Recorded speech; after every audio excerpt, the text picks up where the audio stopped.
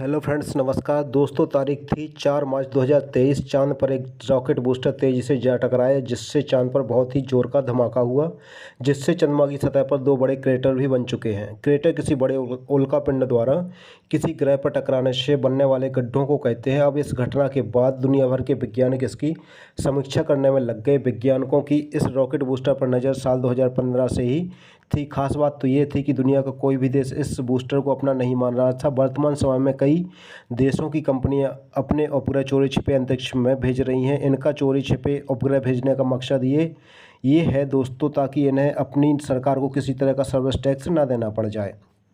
ऐसे में जो रॉकेट बूस्टर चांद से 4 मार्च को टकराया, वो भी किसी निजी कंपनी का रहा होगा या फिर ये किसी देश की साजिश थी। आज हम इस पर से पर्दा उठाने वाले हैं, तो चलिए जानते हैं पूरा मामला क्या था। हम इंसान लगातार एक दूसरे से आगे निकलने की होड़ में लगे रहते हैं। हमारा एक ही मकसद होता है, सामने वाले को आगे ना निकलने देना, चाहे वो हमारा पड़ोसी हो या फिर कोई दूसरा देश ही क्यों ना हो, या फिर हमारे परिवार का ही कोई दूसरा सदस्य क्यों ना हो। कुछ ऐसी होड़ अंतरिक्ष में भी मच गई है, जहां सभी देश अंतरिक्ष अन्वेषण में अपना नाम सबसे ऊपर रखना चाहते हैं। इसके लिए वे लगातार मानव निर्मित उपग्रह भी अंतरिक्ष में भेजते जा रहे हैं। जब किसी सैटेलाइट को पृथ्वी की कक्षा से बाहर निकाला जाता है, तब उसके लिए रॉकेट की ज़रूरत पड़ती है। रॉकेट के साथ तब कोई रॉकेट बूस्टर उपयोग में लाया जाता है, जो कि सैटेलाइट को पृथ्वी की कक्षा से बाहर निकालने के लिए अतिरिक्त बल प्रदान करता है। इसके बाद जब रॉकेट बूस्टर का काम खत्म हो जाता है, तब ये प्रमुख रॉकेट से अलग हो जाते हैं और कचरा बनकर अंतरिक्ष में घूमते रहते हैं, या फिर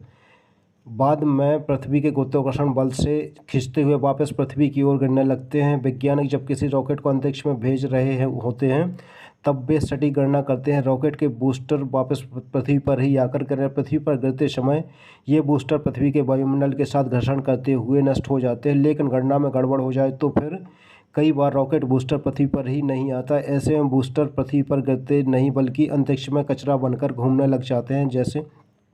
वैसे दोस्तों, दुनिया भर की कई एजेंसियां पृथ्वी की कक्षा में घूमने वाले इन टुकड़ों पर नज़र बनाए रखती हैं, क्योंकि अगर ये टुकड़े किसी मानव निर्मित चीज़ से टकराने वाले हैं, तो पहले ही इसकी सारी जानकारी जुटाई जा सके। जो रॉकेट बूस्टर चंद्रमा से टकराया है, उसका नाम WE0913E रखा गया है। जब किसी भी देश ने इसे अपना नहीं माना, तो उसकी जांच की गई, क्योंकि ऐसी ज़्यादा संभावना थी कि इस रॉकेट बूस्टर का प्रयोग किसी बड़े उपग्रह को स्थापित करने में हुआ होगा। ऐसा भी हो सकता है कि उस गुप्त उपग्रह को किसी अन्य देश पर जासूसी करने के मकसद से भी भेजा गया हो। हाँ, ये और बात है कि इस तरह के किसी गुप्त उपग्रह को अंतरिक्ष में स्थापित करना आसान काम नहीं है, क्योंकि आज का आधुनिक राडार दुनिया में हुए किसी भी रॉकेट लॉन्च को पकड़ लेते हैं। साल 1950 के दशक में जब अमेरिका और रूस के बीच युद्ध चल रहा था, तब दोनों देश इस बात को लेकर एक दूसरे से डरे हुए थे कि कहीं कोई देश परमाणु मिसाइल लॉन्च ना कर दे। इसलिए तब दोनों देशों ने उन्नत किस्म के राडार विकसित किए, ताकि किसी भी तरह की लंबी मिसाइल छोड़े जाते ही उसकी जानकारी हासिल की जा सके। तब रूस ने 1951 में पहला अंतरिक्ष यान स्पुतनिक भेजा, जब अमेरिकी एजेंसी ने अपने राडार से इसके बारे में जानकारी हासिल कर ली थी। वहीं वर्तमान राडार तो और भी ज़्यादा एडवांस और विकसित हैं, जो कि किसी भी तरह की रॉकेट लॉन्च को पकड़ लेते हैं। साथ ही इंटरनेट के इस युग में हर बात जंगल में आग की तरह फैल जाती है, लेकिन जब चंद्रमा पर क्रैश होने वाले रॉकेट बूस्टर को किसी भी देश ने अपना नहीं माना, तब वैज्ञानिकों ने इसके शुरुआती स्थान का पता लगाने का एक अनोखा तरीका ढूंढ निकाला।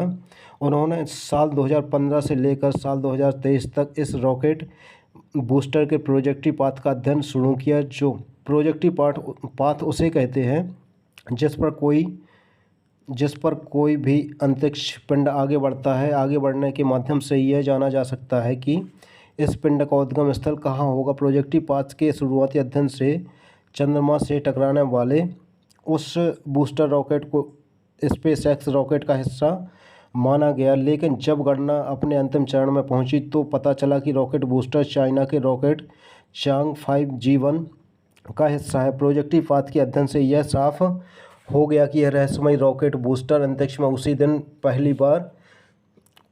पहली बार गया था, जब चाइना का रॉकेट चैंग 5T लॉन्च हुआ था। इसके अलावा अमेरिकी वैज्ञानिकों ने इस रहस्यमय रॉकेट बूस्टर के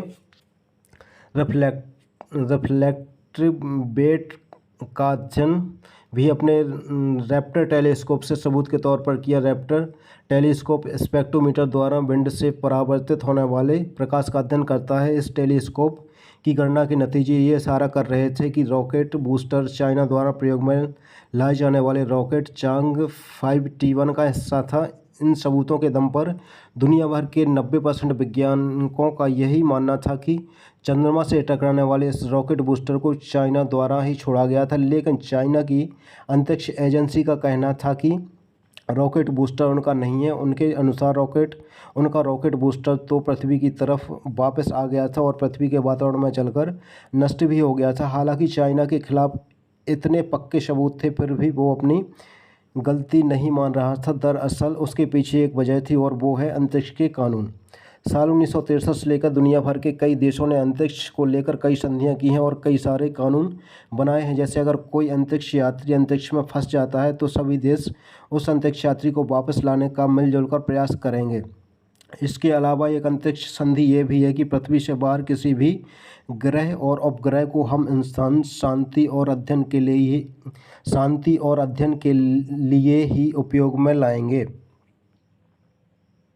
हम कभी भी इन ग्रहों का प्रयोग अपने निजी स्वार्थ के लिए नहीं करेंगे और इसी संधि के अनुसार कोई भी देश अपने परमाणु हथियार अंतरिक्ष में नहीं रख सकता है। अगर ये संधि नहीं होती तो अमेरिका और रूस अपने उपग्रहों पर हथियार लगाकर उन्हें पृथ्वी की कक्षा में स्थापित कर चुके होते और समय आने पर उनसे दुनिया के किसी भी कोने पर हमला कर देते। और अंतरिक्ष संधि के अनुसार अंतरिक्ष में चंद्रमा या किसी भी ग्रह पर किसी भी तरह का कोई नुकसान कोई देश करता है तो उस देश को अपने द्वारा किए गए नुकसान का जुर्माना भी भरना पड़ेगा। और शायद यही वजह रही होगी कि चाइना चंद्रमा पर क्रैश होने वाले अपने बूस्टर को अपना नहीं मान रहा था, क्योंकि अगर चाइना मान लेता कि बूस्टर उसका है तो उसको भारी जुर्माना भी भरना पड़ता। अब आपके दिमाग में ये सवाल आ रहा होगा कि चंद्रमा तो एक बंजर और बेजान है, फिर यहाँ बूस्टर क्रैश हो गया तो कौन सा पहाड़ टूट गया। तो दोस्तों बात यहाँ नुकसान की नहीं है बल्कि लापरवाही की है, क्योंकि अगर यही रॉकेट बूस्टर पृथ्वी की परिक्रमा कर रहे मौसम संबंधी जानकारी जुटाने वाले किसी उपग्रह से टकरा गया होता तो कितना बड़ा नुकसान होता। या फिर ऐसा भी हो सकता है कि भविष्य में हम चंद्रमा पर अपने किसी भी तरह का बेस बनाएं और ऐसा कोई रॉकेट बूस्टर चंद्रमा से टकराकर हमारे उस बेस को ही नष्ट कर दे। या हो सकता है कि अंतरिक्ष में घूमने वाले ISS यानी इंटरनेशनल स्पेस स्टेशन से टकरा जाए।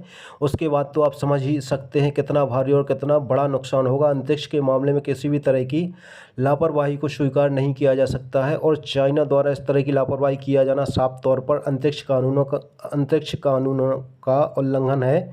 ज़्यादातर वैज्ञानिकोों का कहना है कि उन्हें आने वाले समय में और कड़े अंतरिक्ष कानून बनाने चाहिए, क्योंकि आज ऐसे कानूनों का उल्लंघन होते दिखाई दे रहा है। उदाहरण के लिए 1963 की बाहरी अंतरिक्ष संधि जिस पर 117 देशों ने साइन किए थे उसके अनुसार बाहरी अंतरिक्ष किसी एक देश की संपत्ति नहीं है और ना ही कोई विदेश बाहरी अंतरिक्ष पर कब्जे का दावा कर सकता है। हालांकि इसके बावजूद आज अनेकों देश चंद्रमा पर माइनिंग करने और कीमती धातुओं को निकालने की प्रक्रिया शुरू करने का विचार कर रहे हैं। वहीं अंतरिक्ष संधि के अनुसार कोई भी देश अंतरिक्ष में ऐसे हथियार नहीं रख सकता जिनसे तबाही हो। लेकिन साल 2003 में 20 फीट लंबी एक धातु की रॉड जिसके पीछे थ्रस्टल इंजन लगाया गया था उसे बाहरी अंतरिक्ष में रखने की बात कही थी। ये रॉड कोई परमाणु हथियार नहीं था, इसलिए इस पर अंतरिक्ष का कानून भी लागू नहीं हुआ था। जबकि 8 किलोमीटर प्रति घंटा की स्पीड से पृथ्वी के चारों ओर घूमने वाली इस रॉड को अमेरिका जब चाहे जिस देश पर चाहे